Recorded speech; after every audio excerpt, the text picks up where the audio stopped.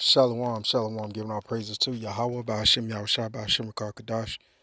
Double honors to the apostles and the elders of GMS that rule and teach well in the scriptures. Salutations to all you Akim that are doing this work in truth and faith and in all sincerity. Today's lesson is going to be about the nuclear talks that are going on. And we know that it ultimately ends with the ICBMs, as mentioned of in the scriptures, of the 200,000. And so we know that there will be wars and rumors of wars, as I will get to, Lord willing, in the scriptures a little bit later. I'm going to let this commentary play out. The headline is Trump administration warns Iran give up nukes or face consequences. And as we know, this ordeal of the U.S. trying to get into Iran has been going on for quite some time. Okay, they had a plan. They were supposed to be accomplished in the span of 5 years, and it's been taking them over double that amount, and they still haven't seized Iran. So we know this is just a ploy to, to gain more power. Lord willing, I'll just go ahead and let this play, and then, Lord's will, follow through with a few scriptures. Mike Waltz, National Security Advisor under the Trump administration, has called on Iran to completely dismantle its nuclear program or face serious consequences. During an appearance on CBS's Face the Nation, Waltz stressed the need for Iran to walk away completely from its nuclear ambitions, pushing for full dismantling. He emphasized that the Trump administration's stance is far different from the previous administrations, rejecting any tit-for-tat approach. While Waltz didn't detail specific consequences, he made it clear that all options remain on the table, including diplomacy. He warned that if Iran were to develop nuclear weapons, it could spark a dangerous arms race in the Middle East, a situation unacceptable to U.S. national security. Tensions between the U.S. and Iran have intensified, especially after Iranian-backed groups like Hamas and Hezbollah attacked Israel in recent years. President Trump has even threatened military action if Iran fails to negotiate a new nuclear agreement.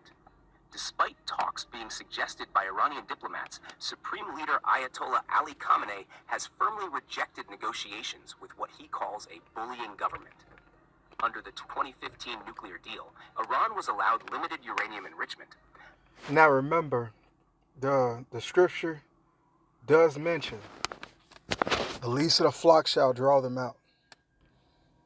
Okay, and here the least of the flock that's mentioned is the state of Israel.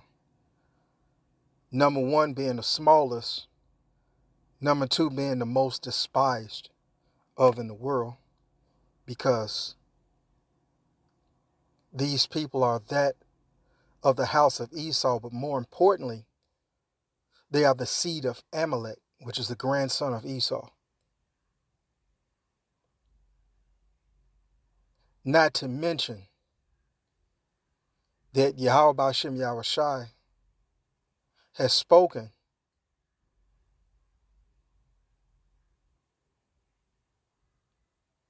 I will have war with Amalek from generation to generation. So this is something that Yahweh Hashem Yahushua has put in the works, and we're seeing it play out beautifully.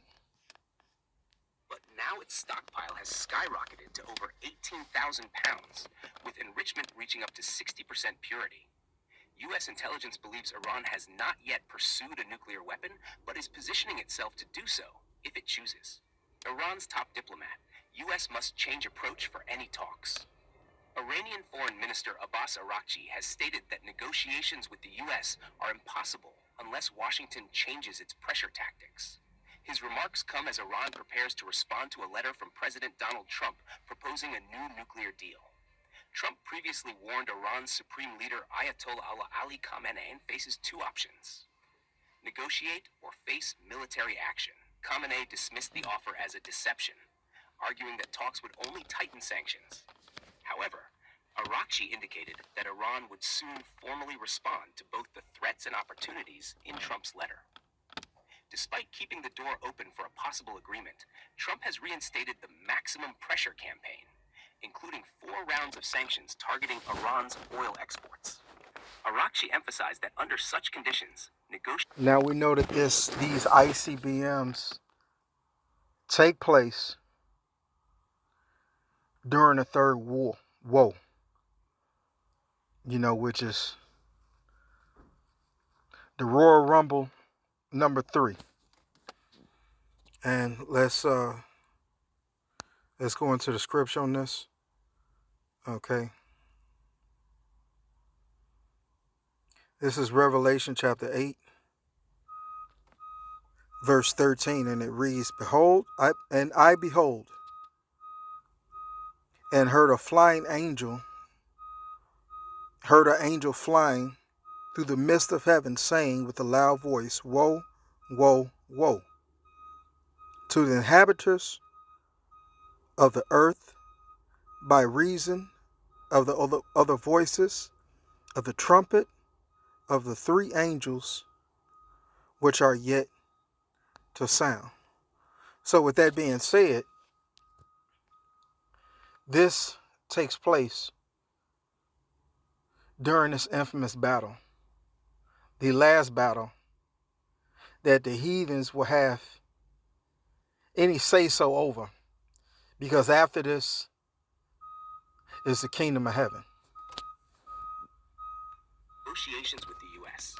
are not feasible unless Washington changes its stance. He cited past experiences, particularly Trump's 2018 withdrawal from the 2015 nuclear pact, as reasons for Iran's skepticism. Following the U.S. exit from the agreement, Tehran gradually breached the deal's restrictions and significantly advanced its nuclear program.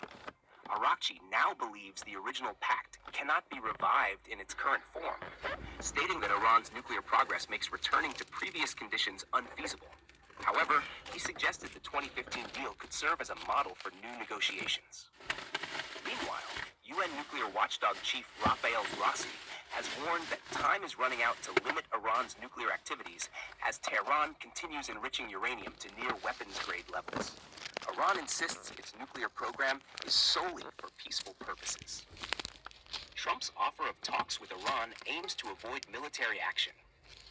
U.S. President Donald Trump's outreach to Iran's Supreme Leader Ayatollah Ali Khamenei is an effort to avoid military conflict, according to U.S. Special Envoy Steve Witkoff. Speaking on Fox News, Witkoff emphasized that the U.S. prefers diplomacy over military action, saying, if we can reach an agreement through dialogue, we are prepared to do that.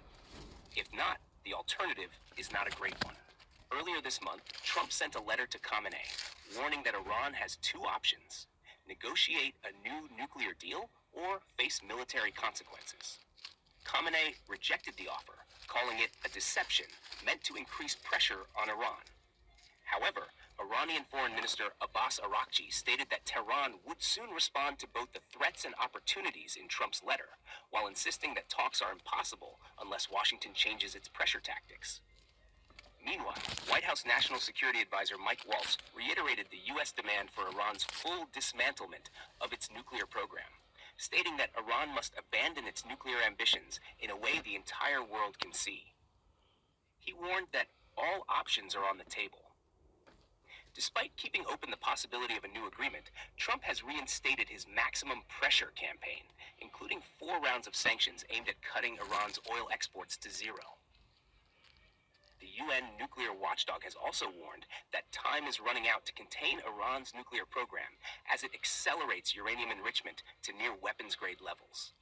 Tehran continues to insist that its nuclear program is solely for peaceful purposes. Israel approves independence for 13 West Bank settlements.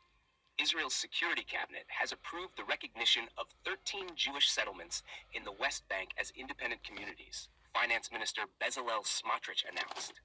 This decision follows the approval of tens of thousands of new housing units in the region. Smotrich hailed the move as part of a broader push to expand and formalize Israeli settlements. declaring, "Instead of hiding and apologizing, we raise the flag, build, and settle." He emphasized that this step strengthens Israel's claim to the area, which it refers to as Judea and Samaria. The decision comes amid heightened Israeli security concerns, particularly after the October 7, 2023, Hamas-led attack. Israel's military continues operations in the West Bank, citing the need to counter militant threats. The Palestinian Foreign Ministry condemned the move, calling it a violation of international law. Hamas also criticized the decision, accusing Israel of trying to impose realities on the ground and consolidate occupation. Currently, around 700,000 Israeli settlers live among 2.7 million Palestinians in the West Bank and East Jerusalem, territories Israel captured in the 1967 Six-Day War. While most countries consider these settlements illegal, Israel disputes this, citing historical and biblical ties to the land. Smotrich, a key figure in Prime Minister Benjamin Netanyahu's coalition, has long pushed for Israeli sovereignty in the West Bank. He argued that the recognition of these settlements as independent entities will improve their governance and development. President Donald Trump eyes control of Ukraine's nuclear plants as U.S. prepares ceasefire talks with Russia. As U.S. officials prepare for ceasefire negotiations with Russia and Saudi Arabia, President Donald Trump is reportedly seeking American control over Ukraine's nuclear power plants. Russian President Vladimir Putin recently agreed to a temporary halt on strikes against Ukraine's energy infrastructure, including the Zaporizhzhia nuclear power.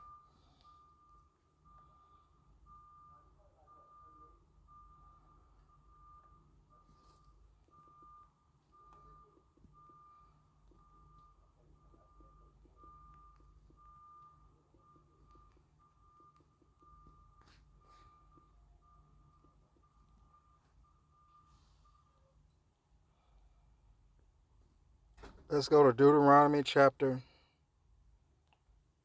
31, verse 8.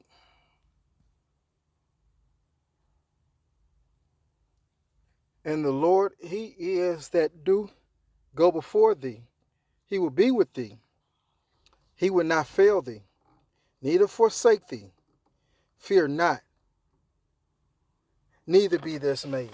And so this is encouragement for the hopefully elect. Okay? That the Lord is going to be with us during these particular times.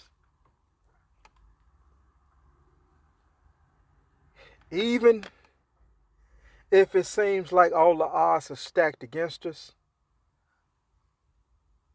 whatever position that we put in, because some of us have harder challenges than others. I speak as a man, but this is what I believe. Because one situation that might break one brother, it won't be that same situation that would break another brother. So the Lord has this gauntlet tailor-made for the elect of the nation of Israel.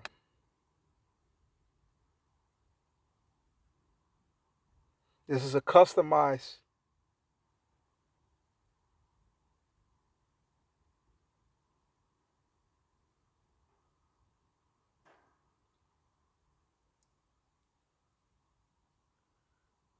this can be very hard at times. Okay, that the trials and tribulations are customized for every individual.